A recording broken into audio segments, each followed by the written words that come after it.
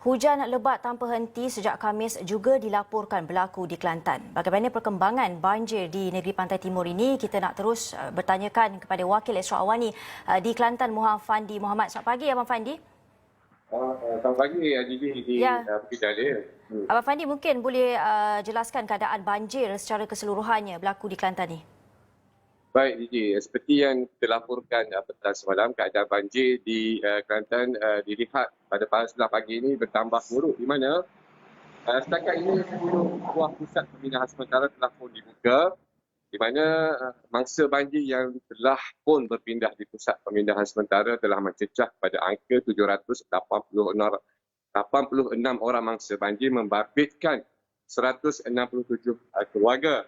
Dan daerah Musa merupakan mencatatkan jumlah mangsa banjir yang tertinggi, iaitu melebihi 500 orang mangsa banjir, di mana di sekolah kebangsaan Limau Kasturi 1 menempatkan 386 orang mangsa banjir, manakala di SK Felda Ciku 7 menempatkan 177 orang mangsa banjir.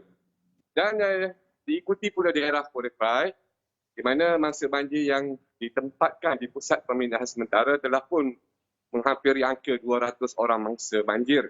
Dan setakat ini 4 daerah yang mengalami banjir selepas daripada daerah pertama, iaitu Gua Musang. Dan untuk makluman Gigi dan juga penonton, Sungai Kelantan di Kuala Krai merupakan sungai terbaru yang mencatatkan bacaan melebihi paras bahaya, iaitu 23.45 0.45 meter melepasi bacaan paras bahaya.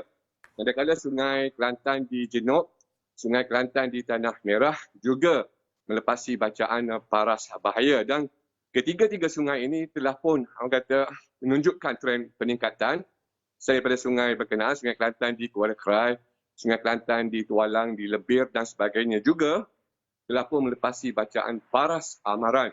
Dan pada masa ini juga trend air sungai daripada setelah pendalaman Kelantan dikatakan trend menaik, dan aliran sungainya kini telah pun turun sejak daripada malam tadi ke kawasan-kawasan di sebelah Tanah Merah, Jeli dan juga Rantau Panjang. Dan hari ini kita mungkin berkemungkinan kita akan dapat saksikan akan lebih ramai mangsa dipindahkan di kawasan Rantau Panjang ataupun di Tanah Merah.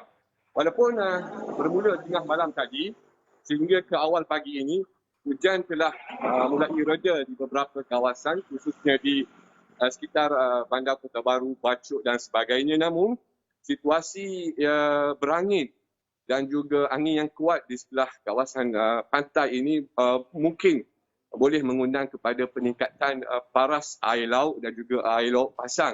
Untuk itu, mungkin ianya menimbulkan kebimbangan kepada penduduk, di mana jika fenomena ini berlaku serentak air pasang laut dan juga keadaan berangin ini berterusan, walaupun tidak ada hujan, ianya memungkinkan berlakunya peningkatan paras air sungai secara mendadak. Untuk itu, bagi penduduk yang berada di Rantau Panjang, walaupun mereka sudah melekatkan diri dan juga bersiap sedia untuk sebarang kemungkinan ataupun arahan berpindah, namun mereka juga perlu akur pada SOP yang ditetapkan, dan pada masa yang sama juga mereka dinasihatkan supaya mengikuti perkembangan dari semasa ke semasa berhubung dengan maklumat peningkatan paras air sungai ini, Gigi.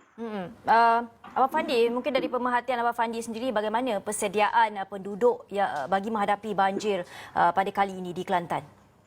Sebenarnya, Gigi, gelombang banjir yang pada kali ini adalah merupakan gelombang banjir pertama. Namun kebiasaannya seperti tahun-tahun sebelumnya, apabila memasuki penghujung bulan Disember atau tengah bulan Disember, kebiasaannya di Kelantan akan menerima banjir gelombang keempat ataupun ketiga. Namun disebabkan faktor perubahan cuaca, perubahan iklim dan juga perubahan monsun timur laut, jadi penghujung Disember ataupun penghujung bulan ini, gelombang pertama yang ramai pihak menganggapnya ia sebagai satu gelombang yang lewat.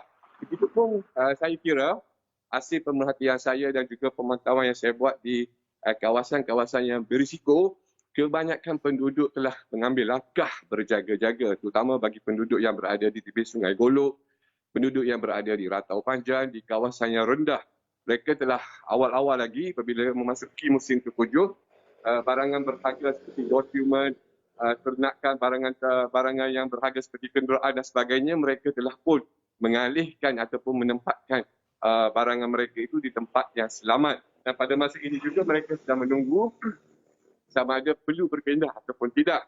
Begitupun seperti yang kita ketahui, jika langkah kita tunggu dan lihat dan di saat akhir untuk berpindah itu akan menyulitkan mereka. Untuk itu mereka perlu sentiasa berwaspada dan juga takut sekiranya mereka diarahkan berpindah. Ini kerana prosedur ataupun SOP untuk banjir di musim COVID-19 ini adalah berbeza berbanding tahun-tahun sebelumnya. Ini kerana kita tahu petugas keselamatan juga memerlukan SOP yang lengkap, memerlukan memakai PPE yang lengkap untuk operasi memindah dan juga menghantar bantuan kepada mangsa banjir ini. Ya, baik. Terima kasih Muhafandi Mohamad, Wakil Esro Awani di Kelantan atas kemas kini berkenaan dengan banjir yang berlaku di negeri Pantai Timur ini. Kita akan bawakan perkembangannya dari masa ke semasa.